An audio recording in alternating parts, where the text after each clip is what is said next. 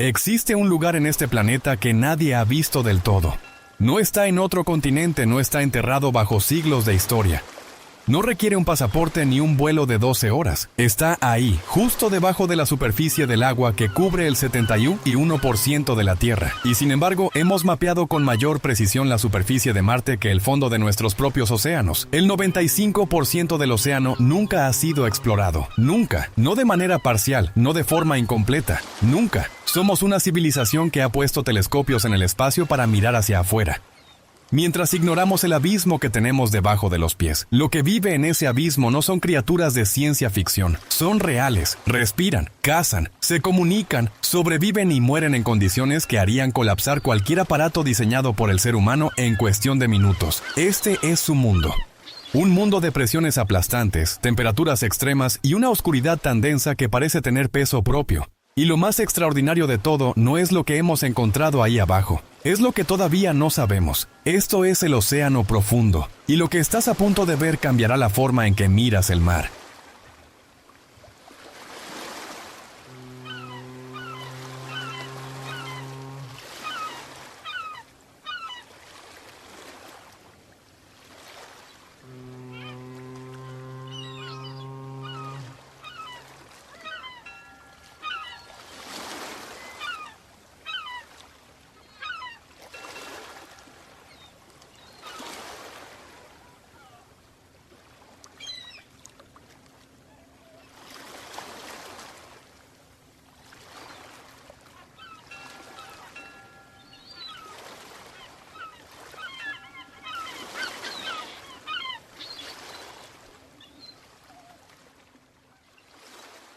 A 200 metros bajo la superficie, la luz solar comienza a desintegrarse. No desaparece de golpe, sino que se deshace lentamente, como tinta diluida en agua. Los rojos se van primero, luego los naranjas, luego los amarillos. Para cuando alcanzas los 300 metros, solo queda un azul espectral, frío y fantasmal, que tampoco dura mucho. Esta región, que los oceanógrafos llaman la zona mesopelágica o zona del crepúsculo, se extiende desde los 200 hasta los 1000 metros de profundidad. Es uno de los hábitats más extensos del planeta y también uno de los menos comprendidos. Aquí ocurre algo que la mayoría de los manuales de biología ni siquiera mencionan. Cada noche, al amparo de la oscuridad, cientos de millones de toneladas de biomasa realizan la migración vertical más grande de la Tierra. Peces linterna, krill, medusas, crustáceos diminutos, seres que parecen sacados de un sueño febril. Todos ascienden hacia la superficie para alimentarse, y al amanecer, vuelven a descender hacia las profundidades para esconderse de sus depredadores. Este ciclo, que ocurre cada 24 horas sin excepción, es tan masivo que los sonares militares durante la Segunda Guerra Mundial lo confundieron con el fondo del océano.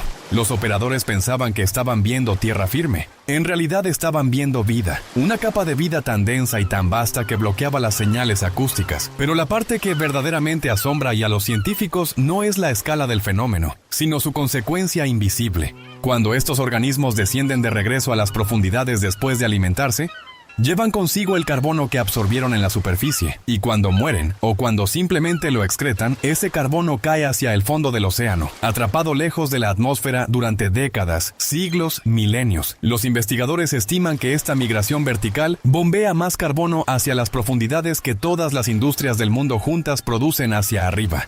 El océano está respirando, y lo lleva haciendo mucho antes de que existiéramos.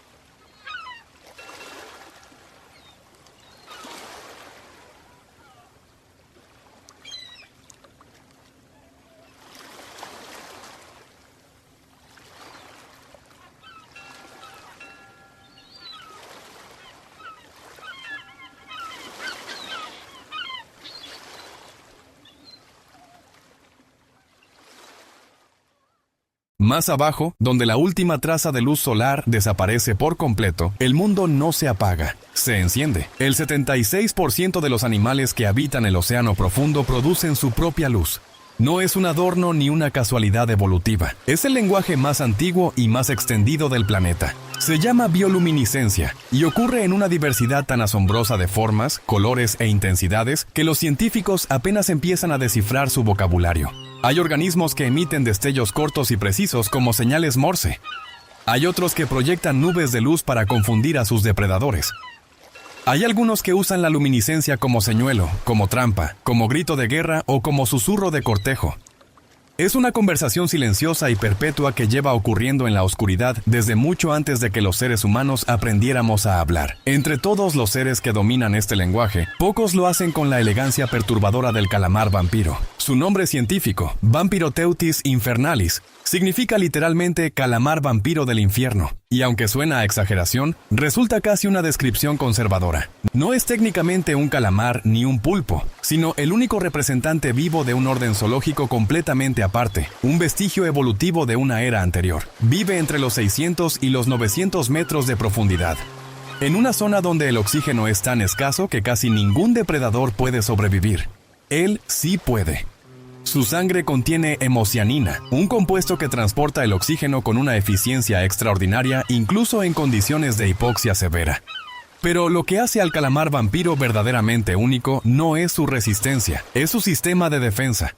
En lugar de tinta oscura como sus parientes más conocidos, expulsa una nube de mucosidad bioluminiscente que brilla en la oscuridad durante varios minutos. Mientras el depredador sigue ese espejismo de luz, el calamar vampiro se desvanece en la penumbra. Y si eso no fuera suficiente, puede controlar la luminiscencia de su propio cuerpo con una precisión milimétrica, apagando y encendiendo diferentes zonas de su piel en milisegundos, creando patrones que imitan el espacio vacío, que confunden la silueta, que lo hacen parecer sencillamente que no está ahí. La anguila abisal lleva la estrategia en una dirección diferente y aún más inquietante, con un cuerpo negro como el carbón que puede alcanzar el 1,5 metros de longitud.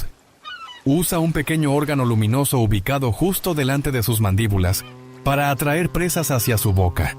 El señuelo brilla. La presa se acerca, y entonces las mandíbulas se abren, revelando una comisura tan ancha que le permite engullir animales significativamente más grandes que ella misma. Su estómago es distensible hasta un grado que no tiene equivalente en ningún otro vertebrado conocido. La anguila abisal come cuando puede, lo que puede y todo lo que puede, porque en la oscuridad las oportunidades no avisan.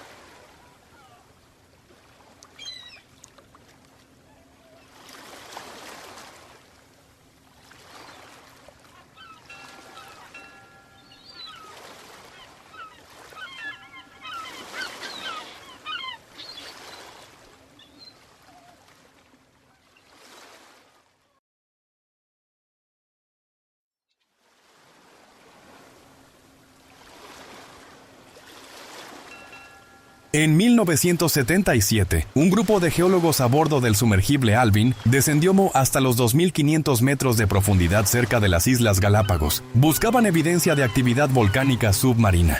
Lo que encontraron reescribió los fundamentos de la biología.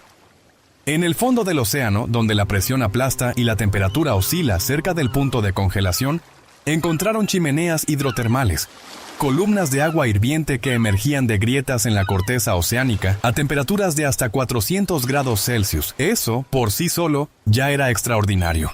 Pero lo que había alrededor de esas chimeneas era lo que nadie esperaba. Vida. Una vida densa, abundante, extravagante, comunidades enteras de organismos que nunca habían sido catalogados, prosperando en un entorno donde no había ni un solo fotón de luz solar, donde la temperatura del agua podía pasar de 400 grados a 2 grados en el espacio de unos pocos metros, donde los minerales tóxicos emergían del fondo de la Tierra con una concentración que habría matado a cualquier organismo conocido. Hasta ese momento, la biología operaba bajo una premisa que parecía inquebrantable. Toda vida en la Tierra depende, directa o indirectamente, de la energía del Sol.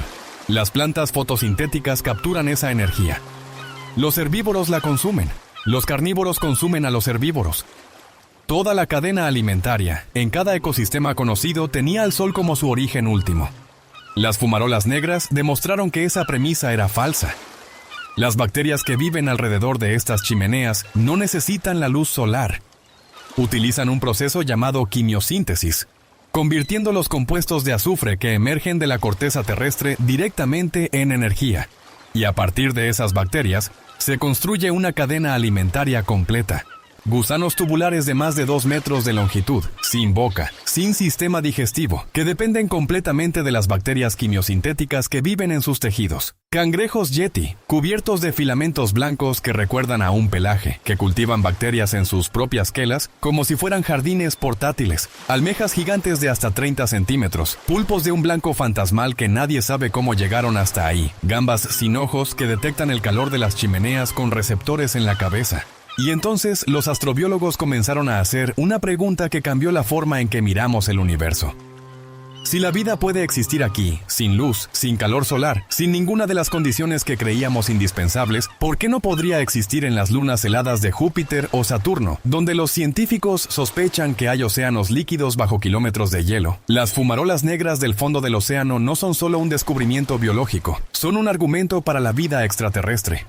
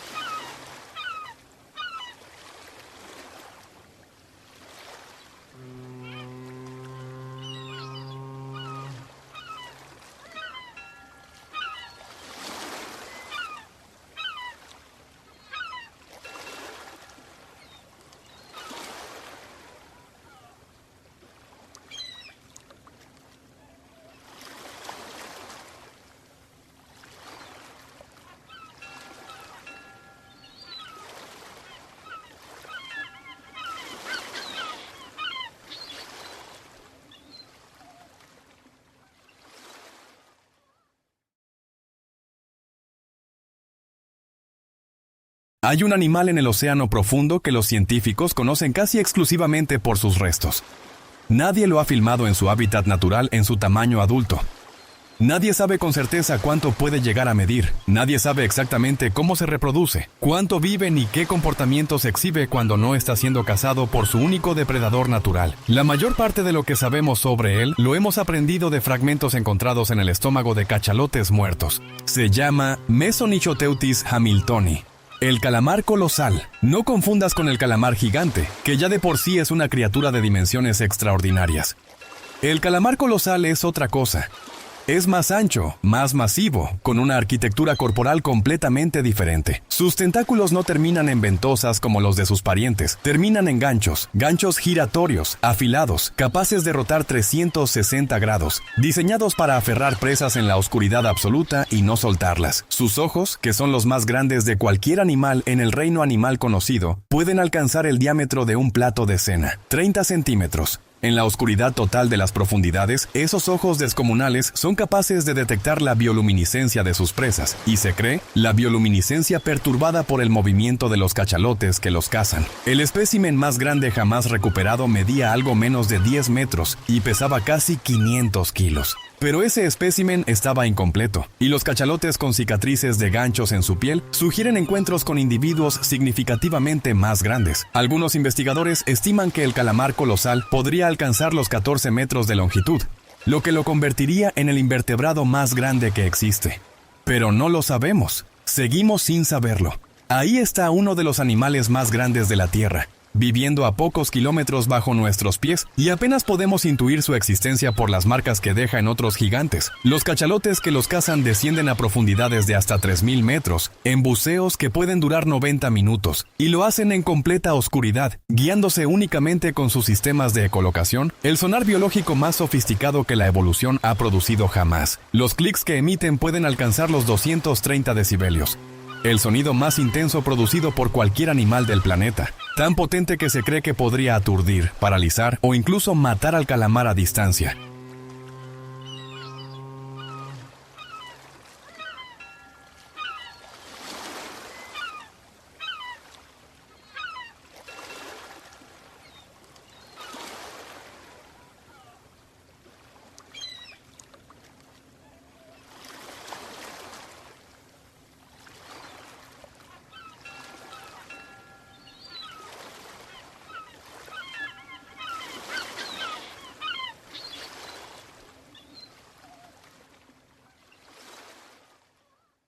Si llegaste hasta aquí, sabes que esto no es lo que te enseñaron en la escuela. El océano no es solo agua y peces. Es el ecosistema más vasto, más antiguo y más desconocido del planeta. Si este video te está abriendo los ojos, dale like ahora mismo. Cada uno cuenta para que podamos seguir trayéndote lo que nadie más muestra. El cachalote no solo es extraordinario por lo que caza. Es extraordinario por lo que hace cuando no está cazando.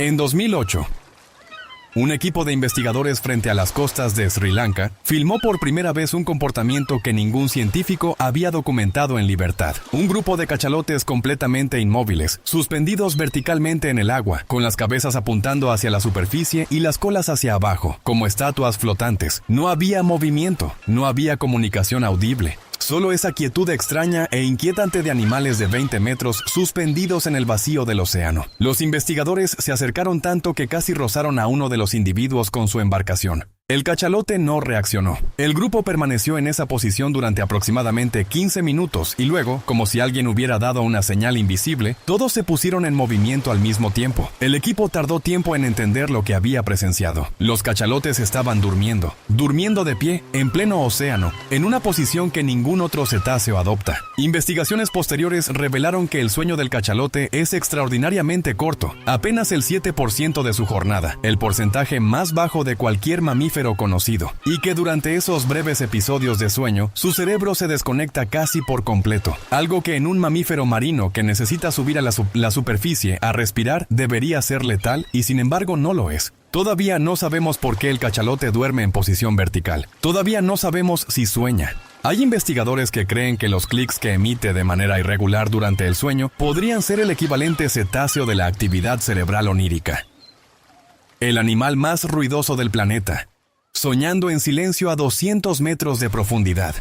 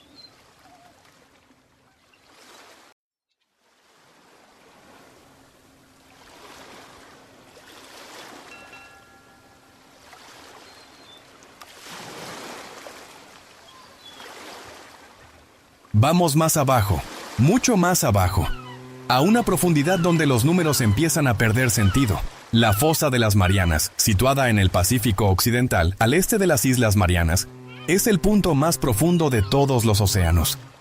Su extremo más hondo se llama el abismo Challenger y alcanza los 11.000 metros de profundidad.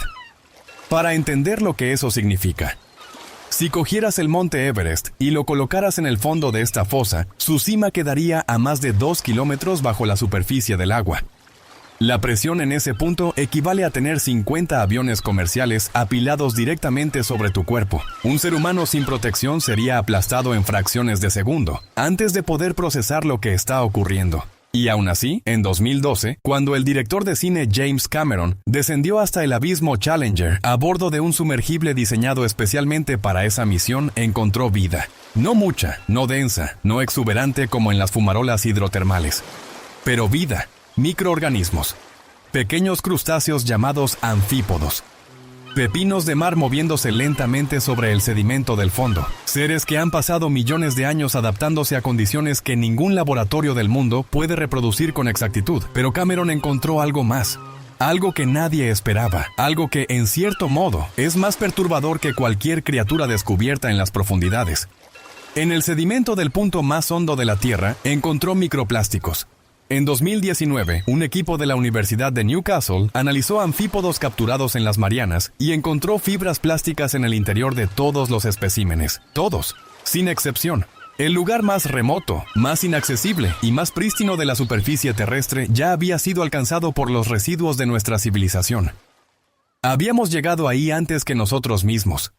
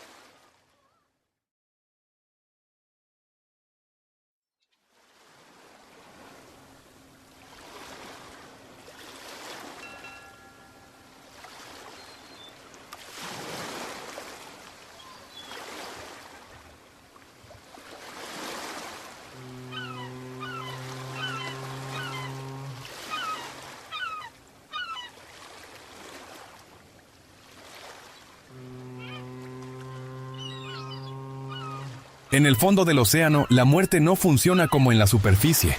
No hay carroñeros rápidos, no hay bacterias que descompongan en días, no hay ciclos acelerados por el calor.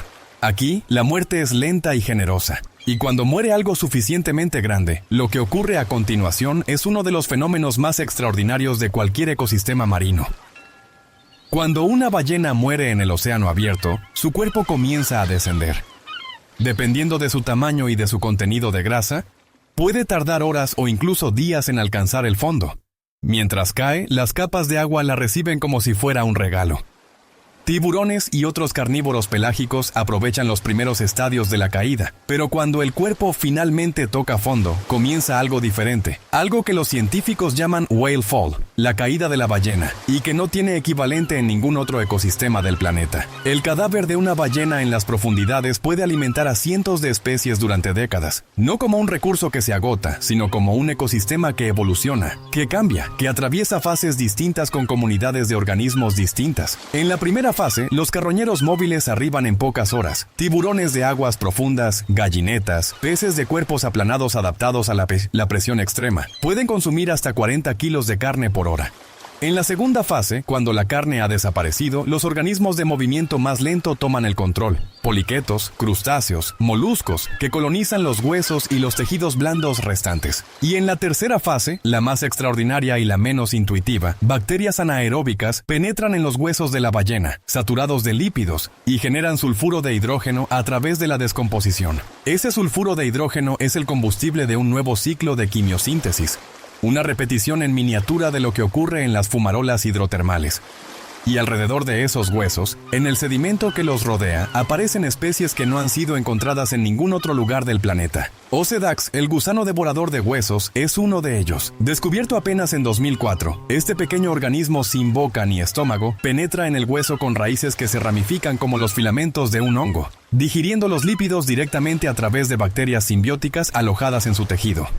Las hembras de Osedax son visibles, coloridas, ondeantes. Los machos son microscópicos y viven literalmente dentro del cuerpo de las hembras, hasta docenas de ellos a la vez, en una relación que no tiene parangón en el reino animal. Cada ballena que cae al fondo crea un nuevo mundo, un mundo que existirá durante 50, 70, incluso 100 años, sostenido por los restos de un gigante. La muerte en el océano profundo no es un final, es una fundación.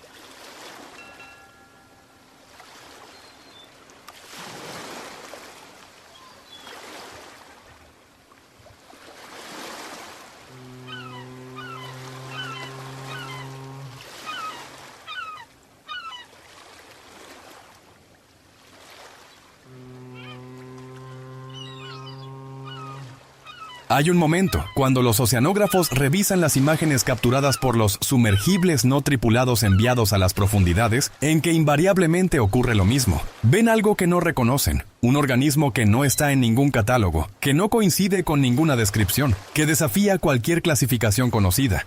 Esto no es la excepción en el océano profundo, es la norma. Cada expedición al fondo marino regresa con al menos una especie nueva. Algunas regresan con docenas. Se estima que el océano profundo podría albergar entre 1 millón y 10 millones de especies que la ciencia todavía no ha catalogado. Para poner eso en perspectiva, la biología ha descrito aproximadamente 1,2 millones de especies en total a lo largo de toda su historia. El océano profundo podría contener más especies desconocidas que todas las especies conocidas en la Tierra. Y las estamos perdiendo antes de conocerlas.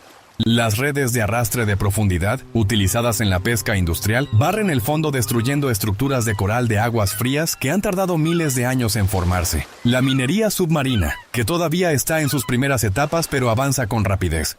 Amenaza los nódulos de manganeso del fondo, que son hábitats únicos para organismos que no existen en ningún otro lugar. Hay criaturas en las profundidades que llevan más tiempo en la Tierra que los dinosaurios. Hay procesos que regulan el clima de nuestro planeta que todavía no comprendemos del todo. Hay fármacos que aún no hemos descubierto, materiales que aún no hemos imaginado, respuestas a preguntas científicas fundamentales que todavía no hemos encontrado, todo esperando en la oscuridad de kilómetros de agua.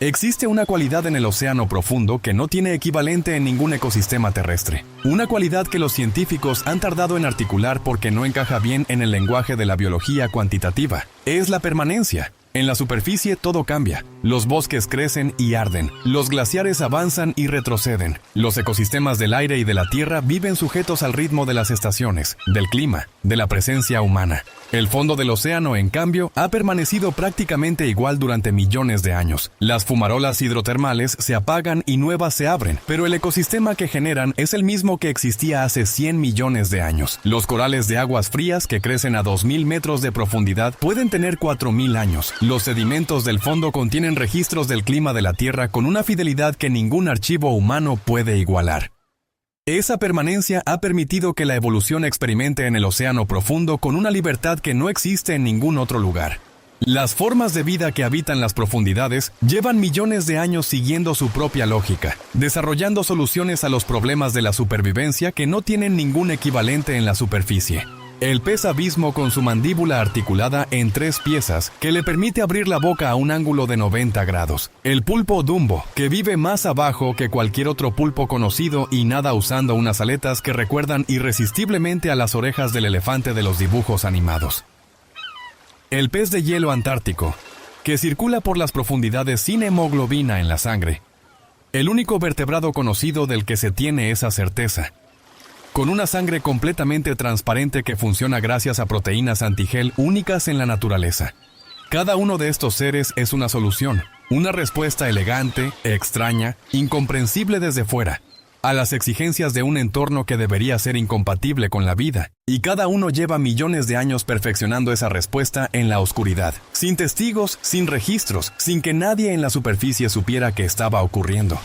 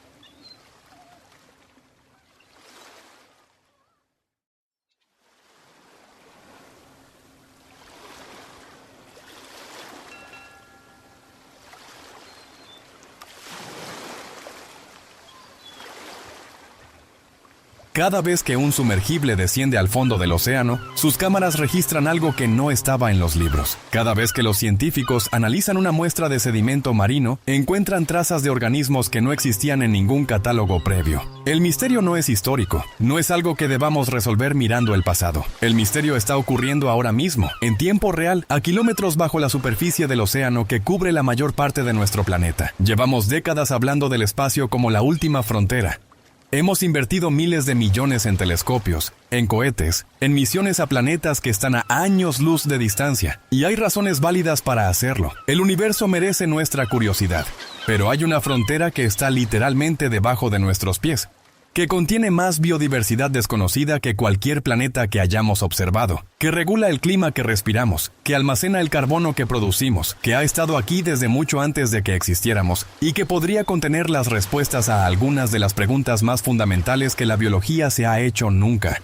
Y esa frontera la estamos perdiendo antes de cruzarla. La temperatura del océano profundo está aumentando. La acidificación del agua está cambiando la química que estos ecosistemas llevan millones de años calibrando. La basura que producimos está llegando al fondo de la fosa más profunda antes de que lleguemos nosotros. Estamos alterando un mundo que todavía no conocemos. Lo más asombroso del océano profundo no es lo que hemos encontrado, es lo que todavía no hemos mirado. Es la certeza de que ahí abajo, en este momento, en la oscuridad perfecta a miles de metros de profundidad, hay organismos que nunca han sido vistos por ojos humanos, que llevan millones de años viviendo su propia historia, que tienen soluciones a problemas que nosotros ni siquiera hemos formulado todavía. El misterio más grande no está en las estrellas, está debajo del agua, y apenas hemos empezado a mirarlo. Si este viaje te abrió los ojos a un mundo que nunca imaginaste tan cerca, suscríbete ahora. Cada semana descendemos un poco más. Cada semana el abismo revela algo nuevo. No te pierdas lo que viene.